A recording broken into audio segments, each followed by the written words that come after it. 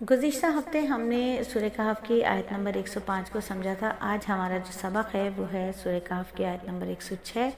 جس میں اللہ رب العزت فرما رہے ہیں،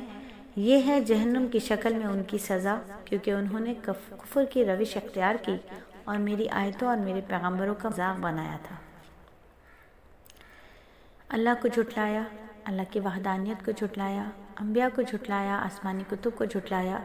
فرشتوں کو جھٹلایا، اچھی بری تقدیر کو جھٹلایا اور قیامت کے دن کو جھٹلایا۔ منہ سے کہنا ہی ضروری نہیں ہوتا، عمل کر کے انسان بتا دیتا ہے کہ وہ جھٹلا رہا ہے یا اطاعت کر رہا ہے۔ نبی صلی اللہ علیہ وآلہ وسلم کو آخری نبی ماننا اور اس کے ساتھ تمام انبیاء کو اللہ کا پیغمبر ماننا،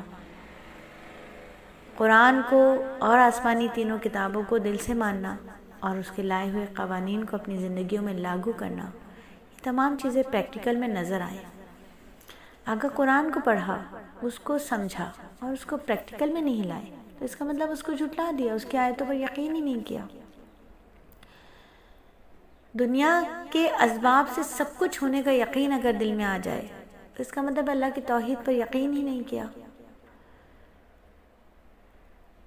قرآن جیسی کتاب میں جو کچھ لکھا ہے اس پر پورا یقین اس صورت میں ہوگا جب وہ پریکٹیکل لائف میں بھی نظر آئے گا۔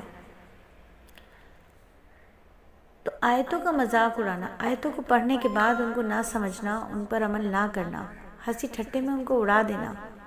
جیسے کسی عام سے بندے نے کوئی بات کر دی، اس کی بات کی کوئی ویلیو ہی نہیں ہے، ایسی قرآن کی آیات کو کوئی ویلیو نہ دینا۔ اس کی سزا کے بارے میں اللہ فرما رہے ہیں کہ یہ جہنم کی شکل میں ان کی سزا ہے۔ کفار کو آخرت میں دوزخ کی سزا ملے گی، انہیں ڈانٹ ڈپٹ کے طور پر کہا جائے گا، یہی ہے وہ دوزخ، یہی ہے وہ دوزخ جسے تم جھٹلایا کرتے تھے۔ اللہ تعالیٰ نے ایک اور جگہ قرآن میں سورہ طور میں بھی فرمایا کہ اس دن جب انہیں دھکے دے دے کر جہنم کی آگ کی طرف دھکیلا جائے گا کہ یہ ہے وہ آگ جس کو تم جھٹلایا کرتے تھے، یہ ہے وہ آگ جس کو تم جھٹلایا کرتے تھے۔ یعنی سزا کا جو پہلا سبب ہے وہ کفر ہے،